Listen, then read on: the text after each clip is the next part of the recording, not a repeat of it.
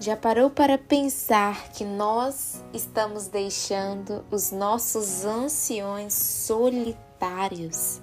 Eles estão sendo engolidos pela solidão. E você sabe por quê? Eu vou te explicar hoje nessa palavra.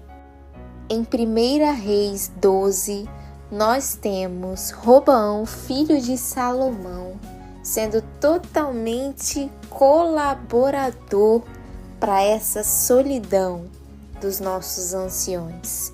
E eu te falo por quê. Nessa passagem a gente tem a revolta das tribos do norte, em que Salomão escravizou esse povo para que trabalhasse na construção dos templos, de todas as coisas que ele queria.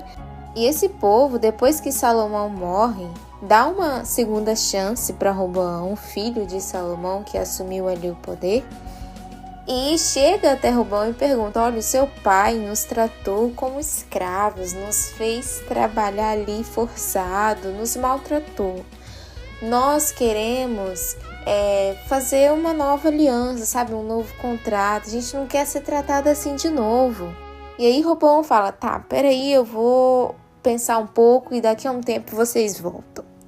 Roboão foi até os anciões, os mais velhos, e pediu conselhos a esse povo. Esse povo que era conselheiro dos pais de Roboão, de Salomão, conhecido pela sua sabedoria.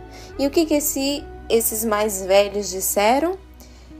Faça uma nova aliança com esse povo, não os tratem assim de novo, né? Isso pode ser uma situação ali ruim e tal, pode gerar um conflito. O que Roboão fez?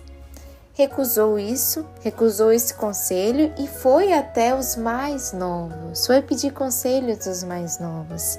E os mais novos falaram: cause a essa tribo do norte danos piores que o seu pai fez. E qual foi o conselho que Roboão seguiu? O dos mais jovens. O que aconteceu nessa história? A gente tem Roboão sendo atacado por esse povo que se revoltou com a resposta de Roboão e falou: não, agora a gente vai se revoltar, se rebelar contra o reinado de Roboão. E Roboão teve que fugir. Essa foi uma promessa, algo que Deus já tinha dito que iria acontecer, porque Salomão deixou de adorar ao Senhor. Mas a gente tem aqui as consequências, né, de não ouvir o conselho dos mais velhos. E por que ouvir o conselho dos mais velhos? A teóloga Ruth Salviano diz que nós aprendemos com o passado. E o que a gente aprendeu nesse passado? A gente pratica no presente e projeta um futuro.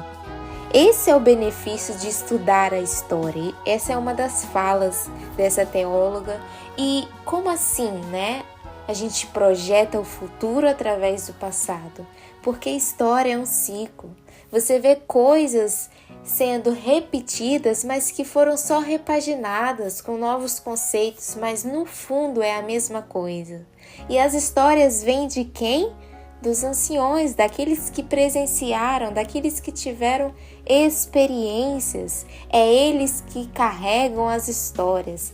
Mas nós estamos nos tornando péssimos ouvintes de histórias. A gente quer muito contar e não queremos ouvir. Se aquilo faz sentido, se aquele é o melhor caminho, não importa. Você sabe por quê? Porque Jesus veio aqui para obedecer à vontade de Deus. E para ali, naquele momento, era a melhor situação para Jesus? Claro que não, ele ia sofrer, ele ia morrer, ele ia ser crucificado, mas era um mal, uma dor que ele precisava passar.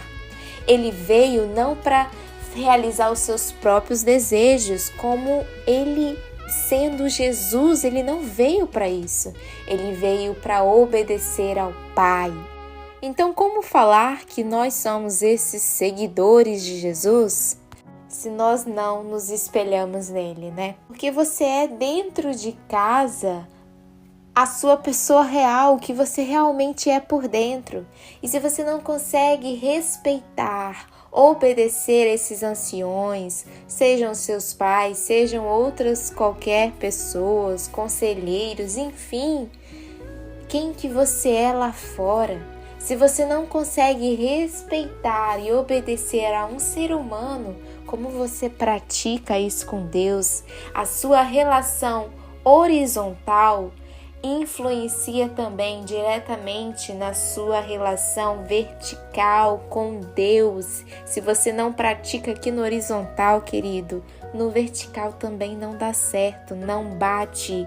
E nós temos lá em Malaquias 4:6, falando que ele vem para converter o coração dos pais aos filhos e o coração dos filhos aos pais. É um encontro, e para que não venha ferir a terra com maldição. Queridos, isso é muito sério. Nós não podemos abandonar os nossos anciões.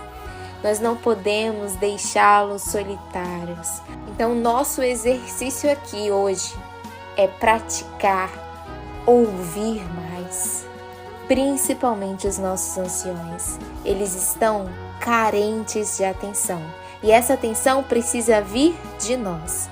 Não seja como Roboão. Olha as consequências de tudo isso. Amém? Fique na paz e seja abençoado por essa palavra, que nós possamos praticar a obediência em todos os sentidos da nossa vida. Amém.